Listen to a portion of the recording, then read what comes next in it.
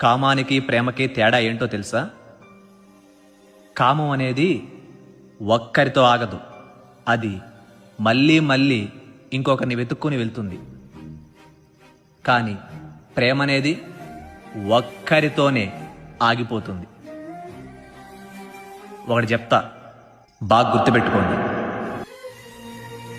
ఆడదాని శరీరం మీద ఉన్న మోజు కంటే ఆడదాని మనసులో ఉన్న ప్రేమను చూడండి మామ. ఎందుకంటే శరీరాలు కలవగానే మోజు తీరిపోయే బంధం కన్నా మనుషులు దూరంగా ఉన్నా సరే మనస్సులు కలిసిన బంధం చాలా విలువైనది.